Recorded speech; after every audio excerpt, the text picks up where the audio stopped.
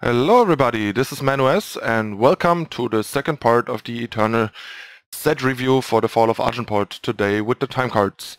So last time I forgot something that I wanted to add this time around, which is at the end give like a top 5, an unsorted top 5 of mine for constructed for the color. So I'll make up for that right now by giving you my top 5 for fire and at the end give you a top 5 for time as well. Alright, so let's dive right in. Quick, here is my top 5 for fire: Feed the Flames, Frontier Bard, Ixtun Merchant, Jawbone Greatsword, and Ankle Cutter, with an honorable mention of Pyre Elemental. I wasn't 100% sure if I wanted to include Pyre Elemental in top 5 and maybe make Ankle Cutter or Frontier Bard the honorable mention, but it was pretty close. But yeah, this is no particular order because I didn't quite feel comfortable ordering them for now, since it's kind of hard to see how constructed shapes up and stuff. But those are the cards that are the most interesting and most powerful and relevant to constructed, in my opinion, in the big picture. There are a couple others that have some niche applications or situational uses, but these are the ones that I expect to be the most impactful and relevant, making a splash going forward. Alright, so let's start with the time cards. First we have the Temple Standard, which is by far the worst standard, because while in the other cases we basically get a better version of a regular card, here we get an effectively slightly worse version of a not so great card in Teleport. But all that said, the card can still be decent, like for example in Praxis midrange, which has always had a very tempo-y and proactive nature, getting a random teleport out of your power base to bounce their big blocker, to make them crumble under the onslaught of your faddies, can make the difference between winning and losing. So this is something worth considering for these types of decks. But all in all, this is very underwhelming and unexciting, unfortunately. And in limited, I mean, any standard is welcome, because cards that are power and business, protecting you from screwing and flooding, are always really good in limited. Next we have Antron Sir. This is kind of an interesting and cool card, but probably still a little bit on the weak side. But yeah, we get a 1/1 flying for 1. And on summon we get to silence a unit with cost 3 or less in the enemy player's hand, which is actually pretty cool. So if your deck is looking for a 1-drop, especially for like a 1-drop flyer, this is definitely the guy, because yeah, this summon ability is actually pretty strong on turn 1. So in something like the Flight School deck that I posted quite some time ago last year, this could be a pretty sweet addition, for example. And yeah, in limited, this is definitely worse than in constructed, even since this low impact body is less relevant. The chance that you silence something good is also lower. So this is more of a niche constructed card than anything, really. Next we have Gibbering Jackal. This is yeah, a random common basically. In constructed this is not gonna make any impact, but in limited this could be like a filler sometimes, but even there it's usually too weak, since what you effectively get is like Time's version of Temper, which is not really something you want. So this card is just all in all a bit too weak, unless you have enough ways of getting his stats up to make the killer matter more without losing value. Next we have Journey Guide. This is a pretty cool card actually. If you can manipulate your draw steps and put units back on top and stuff, this is a really interesting card. This card is basically primed to make a splash in any attempt of making Crown Roaches work, but not sure if it's good enough anywhere else in like a generic deck.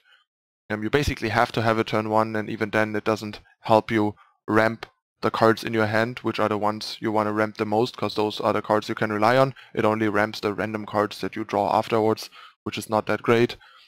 The fact that it's an 0-3 blocking 1-drops and some 2-drops is pretty nice, but yeah, it's a bit too unreliable, unfortunately.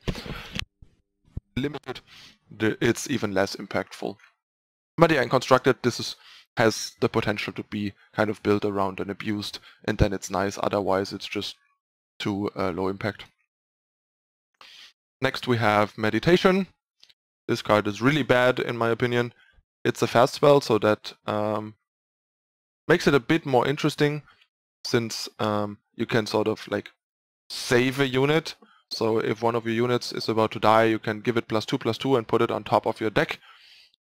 So, but yeah, you're still effectively throwing away a card to make sure you draw that card that your opponent was about to kill next turn with +2/+2 in stats, and that's usually not a very good deal.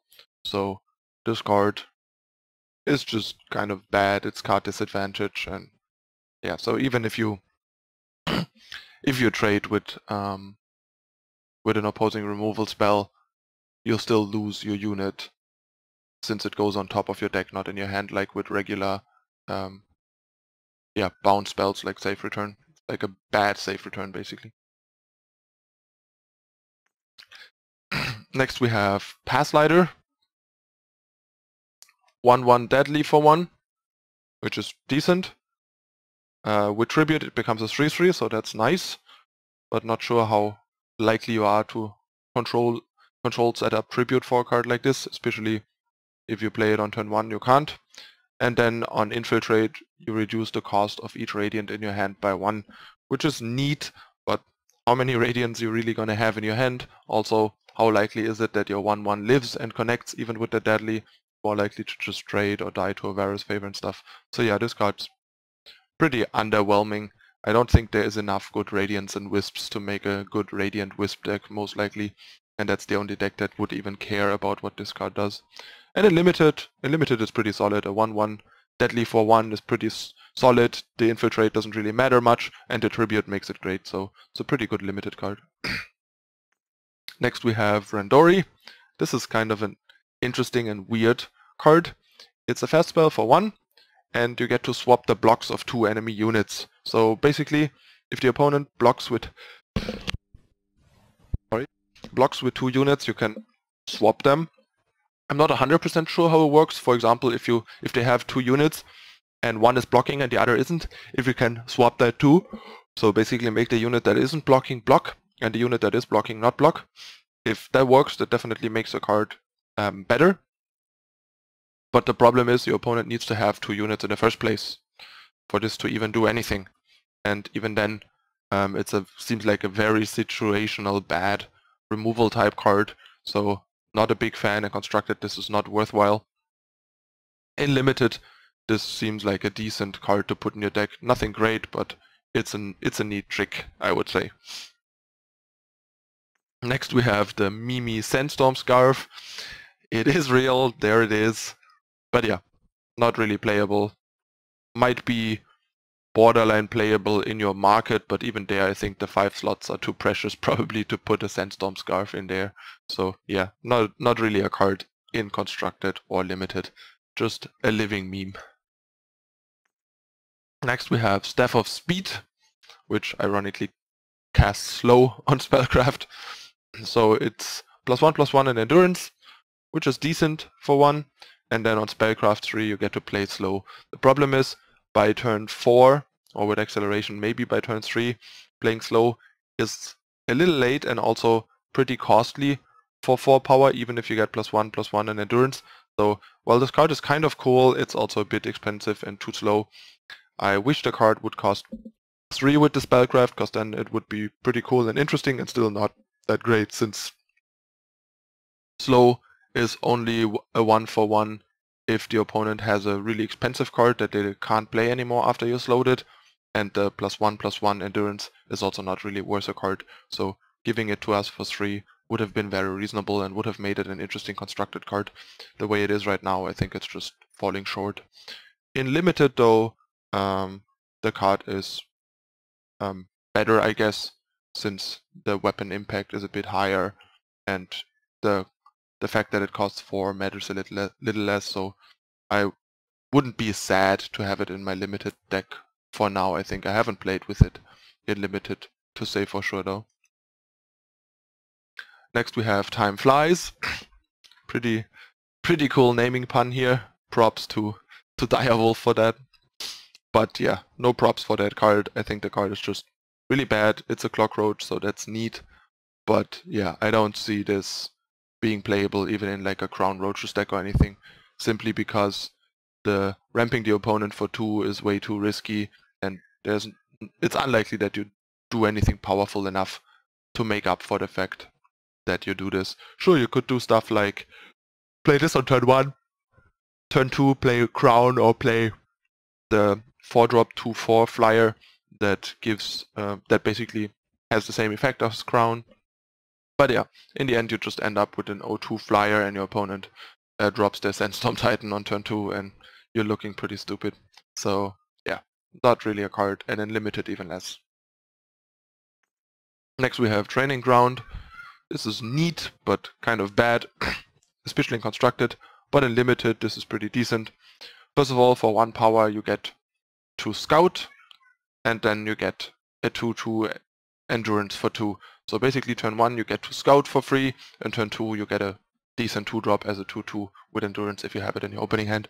The problem is, if you don't, you basically spending 3 power on a 2/2 Endurance that scouts, which is not that great. But in limited I can definitely see this being a decent addition to your deck, especially if you don't have much to do on turn 1 and 2. Next we have Ameren Armadillo, my first favorite card from time in the new set. Pretty awesome card. We got this as a leaked spoiler in Russian, and then it has been removed, which is why I didn't review it. And now it's out, and it's exactly the way people translated it. Your units with Endurance get +1/+1, which is a pretty good deal for a 2-power 1/3. And then on Inspire units you draw or get Endurance to make the buff more relevant. And there are a couple of nice cards that give Endurance, like Infinite Hourglass, Accelerated Evolution, to name 2, and a whole bunch of playable Endurance units. So this is a really cool card that will likely be a go-to 2-drop for time decks, which they have sorely been lacking in the past. Because as a 1/3, this is also a really nice blocker against aggressive decks, and generates a lot of pressure and offense defense with the Endurance and the buff. Just a really cool card and a pretty good card. Excited about this. And in limited this is no different. Premium 2-drop. Pick it up as soon as you see it if you're in time. Alright, that's it for the first part of the time cards. Hope you guys enjoyed this, and yeah, see you in a moment with part 2 of the time review.